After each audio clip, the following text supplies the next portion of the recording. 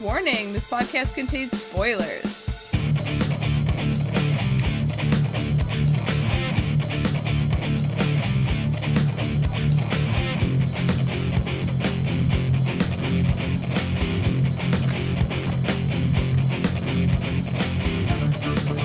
Hello everyone, and welcome to the As Seen on TV podcast for Legion. I know what we're talking about. Legion, Season 2, Episode 4. The wrong franchise. Wrong franchise. Totally. Yep. Legion's actually... No, Legend's actually over. You. We're talking about Legion. Yeah, the better Hi. of the two. I'm Cleo, and this is Jake. Hi. Okay. Hello. Okay. This episode was crazy. Really? I mean, I never would have expected that from this show. You know, this show does amaze me at how it amazes me every episode. Yeah. I like this episode, though. It's a bit of a slower episode because it was very, there's a lot of development, which I like, because I think what this show does really well is character development, especially in some characters who we don't necessarily might care about, but then, you know, they pull the shit where, you know, they drop the giant bombs on you, and then, you know, it's like, oh my god, the feels, why am I crying so much? Yeah. Let's start out. Oh, can we start off by talking about Carrie and Carrie, because I love me some Carrie and Carrie. Yes, we can. Yeah,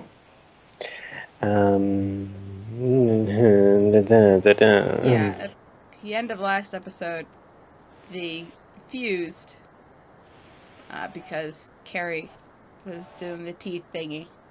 the thingy, which I don't like. No, it's terrible. And I mean, what do we see this episode? Just that she has to pull him out of her. Yeah. He got stuck. No, that sounded gross. Ew. No. Yeah, no, it does sound gross, but you know what I mean. Not like that. Not like that. Calm down, guys. Yeah, the teeth chattering thingy. Well, we remember from last week that the monk, as well as all the other monks, are dead. Yeah. Now we have the teeth clicking. That's all gone now.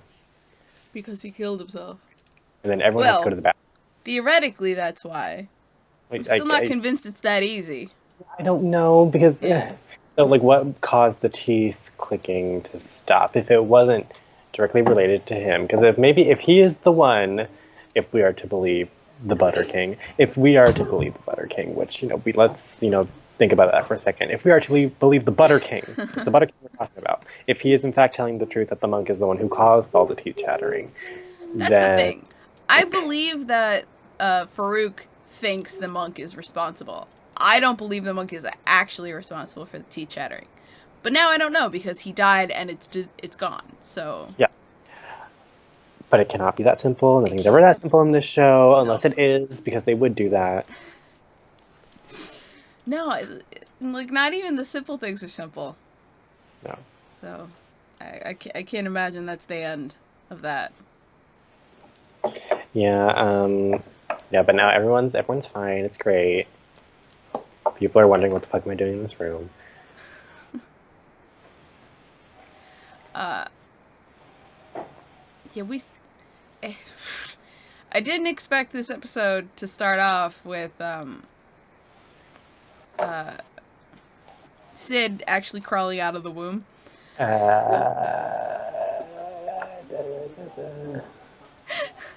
It wasn't where I expected to begin. I don't expect anything from this show anymore. Yeah. I'm like, okay, well, what are you gonna do now? Just show me. And then they do these things, and I'm like, okay, great.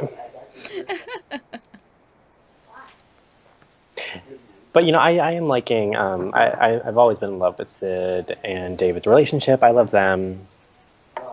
And, you know, any episode that focuses on them, I'm okay with. Any, like, little moments they have, I'm good. For sure. Yeah. Uh,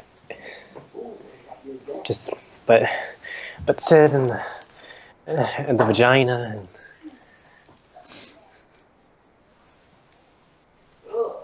Yeah, yeah, that was great. And it was just a loop. We went through these same parts of her life, and David just assumed it was part of the maze. She doesn't. I love that she doesn't even correct him. She's just like, try again. One more time. Come on. Which um, is frustrating as a oblivious person, as I am like David. That stuff is frustrating. So, like, you could just explain it to me, please. I'm uh, just an idiot. he is, and he's an idiot, but he's not stupid. There's a difference. Exactly. Yeah. Figure it out. We go through Sid's life, all this stuff. I like the concept of these mazes, by the way. Mm-hmm. I just want to see more of these. Oh yeah. Well, we get to see. I like seeing, and I love seeing backstory, and I think these are great moments for Sid. We see Sydney as a child, and she's just alone. Yeah. And of course, yeah, at this time, Sid's powers are all about, like body switching, and she can't touch anybody, so she doesn't want to touch anybody, and I think as a kid that makes things a bit hard.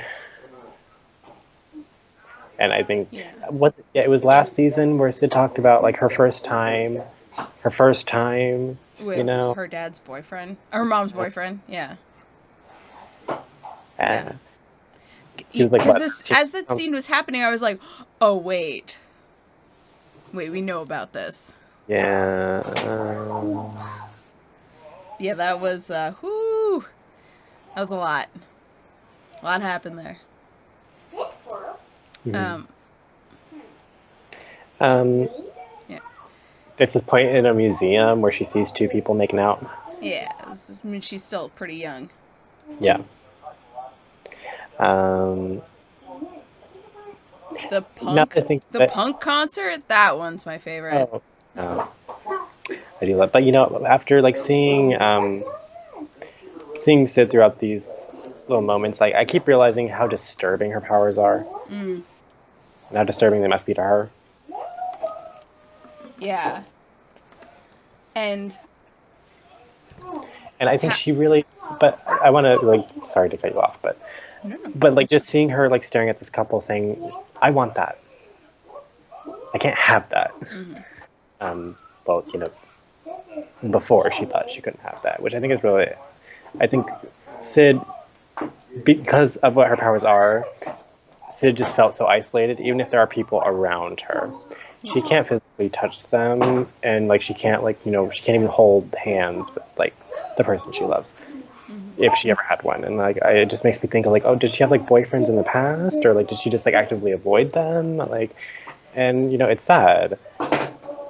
I'm glad now that she has found David, and they'd have their little mind palace thing, whatever. Yeah, it seemed like she avoided them until David, because after the thing with the mom's boyfriend, she went to the hospital. So, because we saw the kid who tried to kiss her while she was in school. She might have wanted to, but she was avoiding him. And then she dresses up in clothes because she tries to be other people. And Yes. Oh my god, I thought that was great with the coat room, and which was her room, but all her mom's friends' coats. She's just trying them on, like acting out like she's just like drinking, like wearing everyone's hats. Yeah, that's so sad. Cool. That's kind of sad and pathetic, but not pathetic, but. I liked it because it was kind of like an older form of dress up, where like it's not, those aren't her mom's clothes. She's trying, but like, I guess it is a little weird. Yeah. If I walked in and saw someone's kid trying on my coat, I'd be like, Excuse me. I mean, I get it though. We could talk about that concert though. Oh, the punk concert? Yeah. Which I didn't see a band. It just sort of looked like a rave, now that I think about it. Okay. Maybe they're invisible. The band was invisible. Because it's immediately what I thought from the music, from the how everyone was dressed. I was like, this is a punk concert. But then I didn't. When it was over, I was like, wait, I didn't see a stage. I didn't see a band. Might just be a rave. Not It that could really just be- matters. It could just be a club where they're just playing music. Yeah, but maybe there was a band. Yeah. And we they're just didn't see. the stage. It's one of those stages that rises, you know, but it got stuck, so they're just under there playing for everybody. The show must go on. Of course. I don't know if this is important, or if it's just that they reused a set. But that's the same club that David and Farouk do their dance off. Oh, well, I would imagine. I don't think that's unintentional. Okay. If you know, like they could just be reusing a set, but you know, I think if and I'm probably reading too much into this, but you know, you can never do that too much with this show. This club might be like a recurring setting that we have dance-offs, perhaps. And that actually is making me wonder if my assumption about future Sid is correct. That she's got the slimy chicken in her head, and it's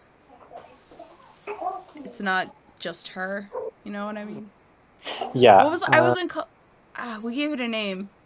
It wasn't slimy chicken. It was slug chicken, I think. Slug chicken. Yes, thank you. Or chicken slug. One of the two. Chicken slug.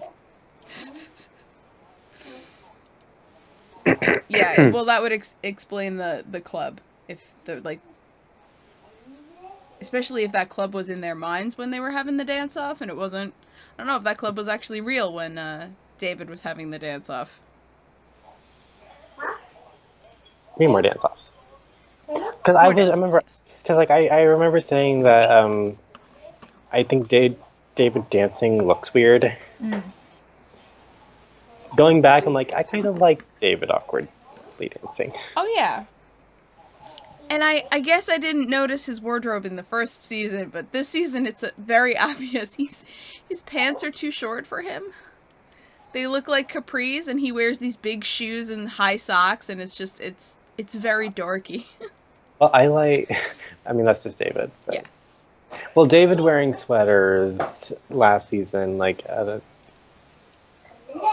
he looked kind of like a little child, a little baby cat, and we're talking about the wardrobe. Let's talk about the wardrobe in the show. I love it. Because this show, again, we still haven't placed it in time, but I like the 60s aesthetic that last season had. This season doesn't have as much of it, but I do see certain influences from other eras that I do enjoy. I see some 70s, I do see, and a lot of it, it just looks generic where you can place it in any time period. Yeah. I like the retro 60s aesthetic from the first season, though. And I think it just gave it like a more clean, but also very disturbing feel. Yeah, and this, I mean, the architecture is pretty of that time, 60s, 70s, for the Division building. I think some of the clothes kind of still match that. But you're right, there are a little more, like, weird ones that don't really fall anywhere, like Basket Head their clothes aren't really a time period specific. He's wearing a basket on his head. Exactly. No. It's not time period specific. Or the basket is his head. I still don't know. Yeah, we don't know, because when he was unconscious on the floor, he still had the basket. I don't know. It's confusing. Basket case and bubbleheads. The band. That's the band that was playing. That's the band! We had that thought at the same time. That was great.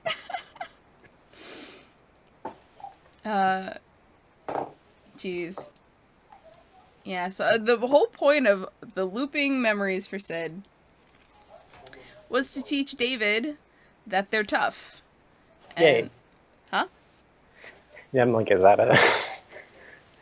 Because like David, I like how David, like every time he goes through, he's like trying to think of like some deep ass meaning. Yeah. And He's it's so like, oh, proud no. of himself every time, and he's like, really?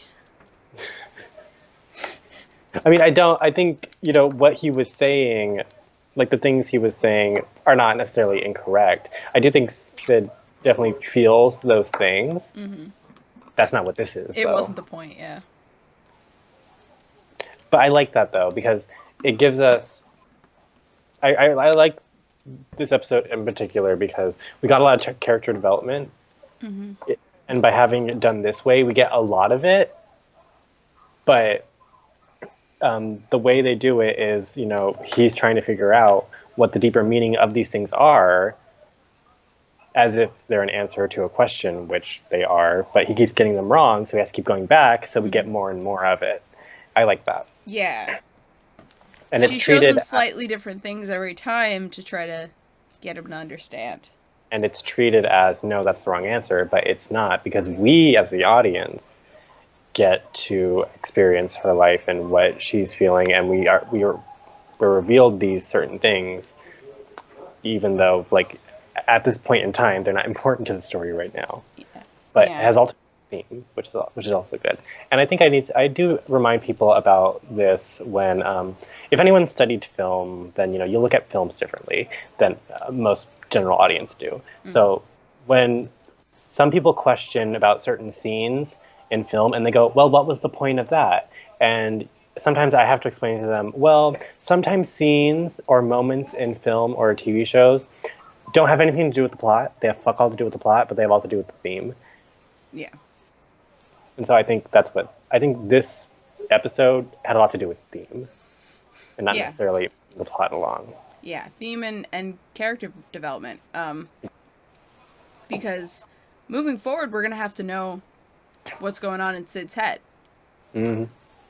Because she's... And I mean, she is important, and she's going to be important, because clearly she seems to be the only one alive in the future. Yeah. Which still scares me, and she's missing an arm. Yes. Because that's the thing that happens in this damn universe. Mm-hmm. So, love's not enough. They have Love to is fight. enough, but no, love is enough. Right, I'm sorry. But love's not going to save them, is what she says.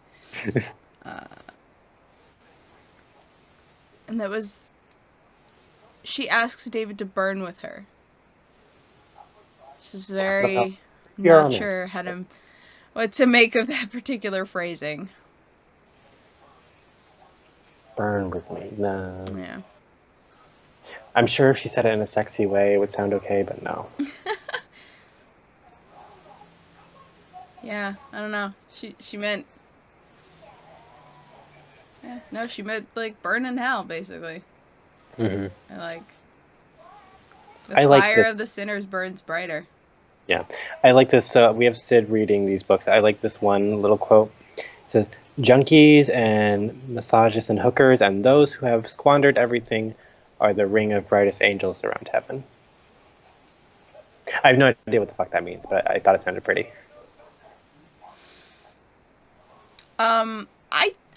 I feel like, I don't know what it means from the where that quote was taken, but I think in terms of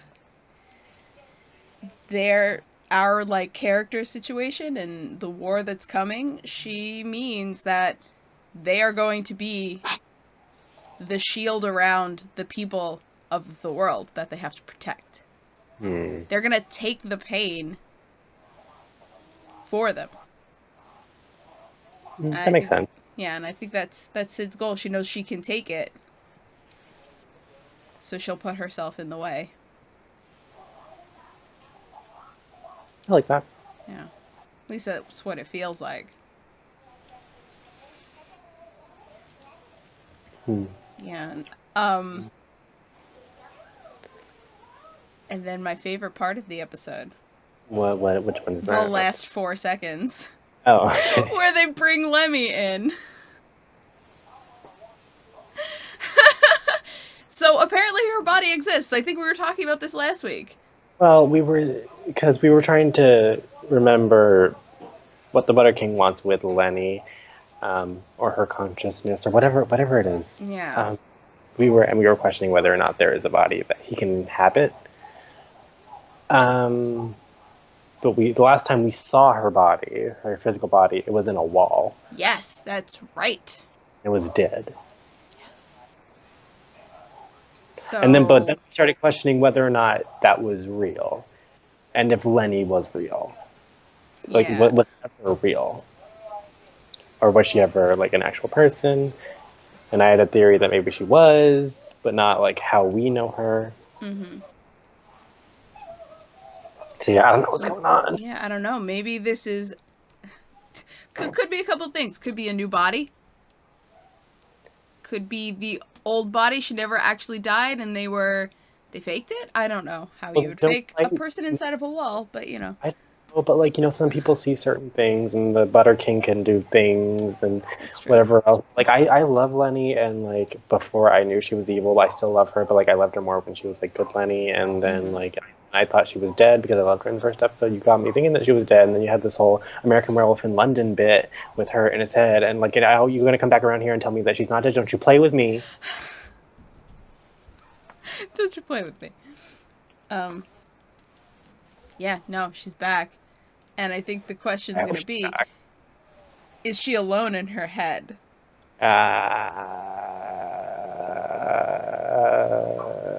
With the Butter King and the King and the world's angriest boy in the world. Yeah, we haven't seen an appearance from. I want to see Giles back. Giles, that's his name. I was like, it's stereotypical British. What is the name? Giles.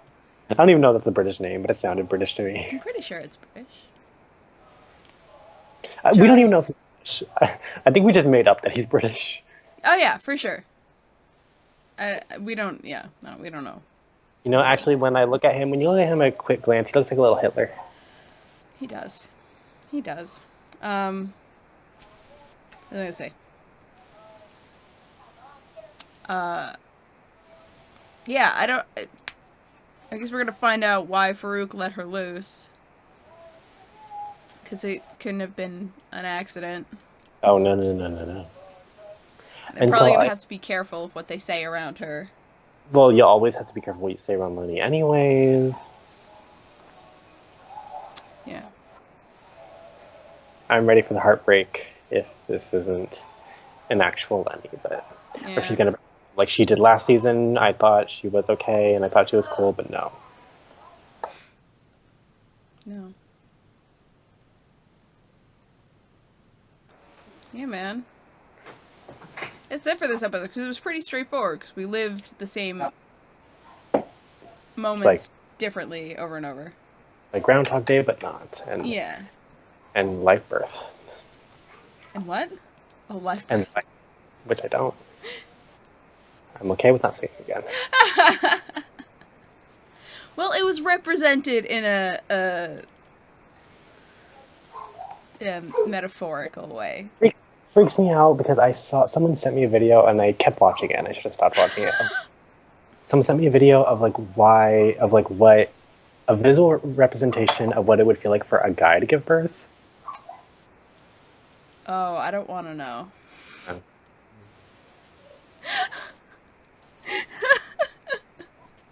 Yeah, that'd make that uncomfortable, I'm sure. I saw it yesterday at like 3 a.m. Somebody sent it to me. I have no idea what I was doing. And like somebody, a friend who I'm no longer talking to me, I played it and I kept watching it and I couldn't like it was one of those things you couldn't like not click off. Yeah. You can't look away like a car crash. So I had that in my head. That's the entire episode. It's gross. Fun. It's not right. No, it's not. It's not. Why did I get rid of that page? I needed that. Yeah. Do you have anything else to say about this episode before I find the synopsis? No, just a pretty straightforward episode. But I did enjoy it. I mean, it was a simple episode, simple as this show can get. Yeah. But I enjoyed it, and a great soundtrack, which was. Yes. We can talk about the soundtrack a little bit. I do love the soundtrack in this show. The music choices that they have seemingly have nothing to do with each other, but then they totally do. And I like that old vintage-y feel. Yeah. Alrighty. Next episode, chapter 13. An uneasy reunion leads to a shocking truth. Yeah, I bet it's going to be weird seeing Lenny when she's not in David's head.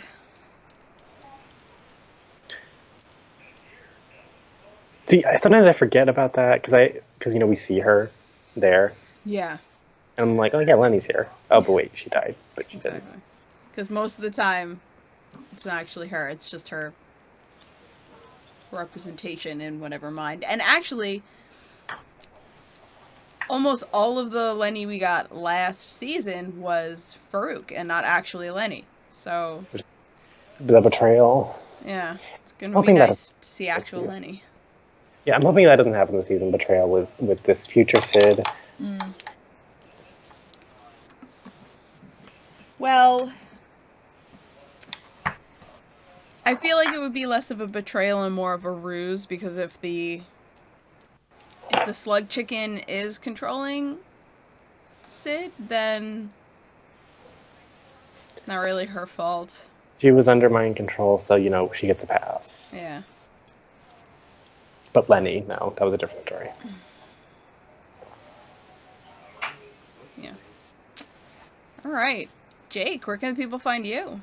Find me and all of my giggles and gore and monsters and mayhem on Twitter. Tweet me throughout the week. Life at ToNowhereland. That is TONOWHERELEND. Join the Nowhereland Society. Excellent. You can find me at Cleomoto on Twitter, Twitch, and Pinterest. And you can find me at Cleomoto Crafts, where I sell things like Disney princess crowns. Cleomoto Crafts on Etsy and Facebook. You can find all of us at ASO TV Podcast on Facebook, Twitter, Gmail, Google+, and right here on Twitch and YouTube. Follow us for some more podcasts from some of your favorite TV shows, video games, and movies, things like that. Goodbye. Bye-bye, little guy. Vampire Teddy. Vampire Teddy!